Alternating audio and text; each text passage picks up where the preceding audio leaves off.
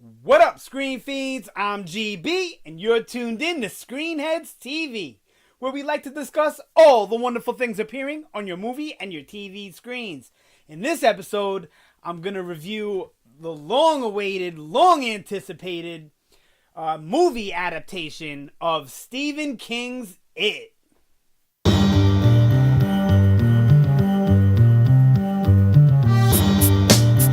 Okay, so Stephen King's It, just in general, as a story, has been in my life since 1990. Since I first saw the miniseries with my grandmother, which I have very fond memories of. And then as I got older, I read the book. In my life, I've read the book 3 times. I've listened to the audiobook once. I love the story. Every time I read it, I get a little bit more out of it. Now, I've been waiting for this movie a very, very long time. I mean, a real adaptation. The 1991 was good for what it was. A made-for-TV thing back in the 90s when, things were what they were. Now, that's not a theatrical rated R adaptation of Stephen King. Now, Stephen King adaptations make me nervous. He is my favorite author. I've read a lot of his work. Not all of it, but a lot. And his adaptations usually don't do justice to the book. Even the ones that are good don't do justice to what was on the page and what the book was really about. So it made me nervous when I heard about it. Then they had all the casting problems, directing problems, script problems, development hell for years. I was really, really worried about this movie. And then when I started seeing things, Pennywise, I didn't really like the way he looked at first. He didn't feel like Pennywise to me. He wasn't Pennywise that I imagined from the description in the book. He does look a little different. It all felt wrong and felt like it was coming together poorly. Man, was I wrong. This was one of the best adaptations from a Stephen King work. Was it perfect? No, not really even close. I don't think you can do Stephen King in movies. I think he needs miniseries and TV shows. But they need to be on cable. They need to be adult geared, MA. Not, that watered down shit they put on broadcast TV. Or he at least needs movie franchises, like multiple movies, to really, really bring his work to life. But this was as close as you can get to a perfect adaptation in a 2-hour movie. 2 hours and 15 minutes. I do feel if they made it slightly longer, it would have went from being 90 to 95% perfect to being 98% perfect. Yeah, I really, really enjoyed this film. While watching it, I had very few complaints. I only had one complaint while watching the movie, and that was some of the CGI. I only mean some. The Pennywise CGI was fine for me. I didn't like the way the painting looked, CGI, but it made sense. And I hated the leper. Shouldn't have been CGI. Should have been a fully practical character. He felt like something out of a Disney cartoon, in my opinion. Didn't like it. Other than that, watching the movie, I was sucked in. The casting, all around, amazing. All the kids felt like real kids, not like actors pretending. They felt like real friends, not like actors pretending. Even if you're watching when they're walking around talking, they're all having their own mini conversations. I used to be a 13-year-old boy, and that's what it was like. If you heard us coming down the block, you heard 8 conversations going on, and it sounded like a swarm of bees. I'm sure it annoyed tons and tons of elderly people in the neighborhood. And that's how I felt watching these kids. I felt like I was watching real 13-year-old kids. Great chemistry, great casting. I'm not even going to call them all out one by one. They were all fantastic. The bullies were good. There were times where Henry Bowers, I felt, was maybe not the best casting choice. But then there were other times where he really, really nailed it. And the ones where he really, really nailed it were the big ones. The ones where he really needed to be scary. It really needed to be tense. It really needed to be emotional. So for the most part, he was great too. But I had little complaints about Henry Bowers. Nothing serious. Other than that, there was no complaints while watching the movie. When I left, I did have a slight feeling of unsatisfaction. I'll get to that when I just get to the few things I didn't like about the movie. I just want to talk about what I liked so much because I really, really enjoyed it. The flow of the story, everything was great. They didn't pull any punches. They went right for showing you Georgie's arm getting ripped off. Good stuff. You can't be scared when you're adapting Stephen King. Okay? Stephen King is the type of author that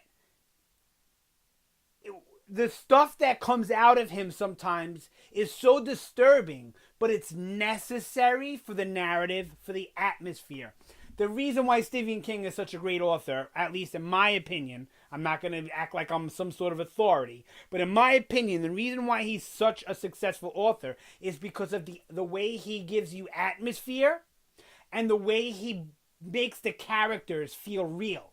And that's what this movie did. Gave us Stephen King's atmosphere and made the characters feel real. So great job.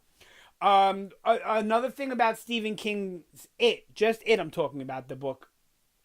It's funny, it's sad, it's got drama, it's got tension, suspense. It's got everything you can possibly imagine in a work of fiction. And they did a great job of that here, except they left out the sci-fi element, which I'm a little upset about. I'll get to that in the complaints too. But for the most part, that's how the book feels. It doesn't feel like horror all the way. There are times where the kids make you laugh. There are times where they make you want to cry. There are times when you're scared for them or you're scared with them in the book. And that is a testament to great storytelling. So I believe Andy Muscietti wrote and directed it. I believe, correct me down below if I'm wrong, but great job on both ends, because it can't be easy to direct children, even children as talented as this bunch. But they did it. They nailed it. So yeah, all of that was great. I really don't have any complaints about any of that stuff. It was just a really well put together movie that I enjoyed from front to back. There are only a few things I didn't like. Parts of the story that they left out that I thought was necessary for the average viewer. When I go into a movie, whether it's adapted from something else or not, whether I've seen it, the original version or whatever it is, if it's a remake, I try and go in fresh. I try and go in like the average moviegoer who knows nothing about the movie other than what they've seen in the trailer or have read or heard about. So, going in fresh with clear eyes, clear head, right? I thought there were certain parts of the plot that needed to be explained for the viewer. I get you don't need to put explanations and exposition for everything in every movie. People should be smart enough to use their brain. That's why God gave it to us, right? But certain things, like when you're presented with this scary entity for 2 hours, and then when it's defeated at the end, you need to understand how it was defeated. And they do a good job of explaining the fear aspect, but not the belief aspect and what it means to be a child and how really only someone with a child's mind can defeat it.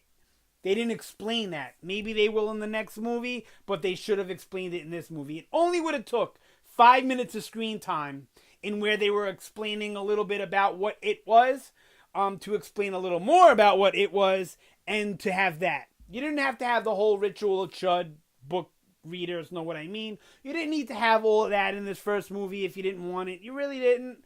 It should have been there. It could have been there. But if they put all of that in it, I can see the movie being more like 2 hours and 45 minutes, which I wouldn't have minded. Most of you wouldn't have minded. By ticket sales, doesn't look like most people would have minded, right?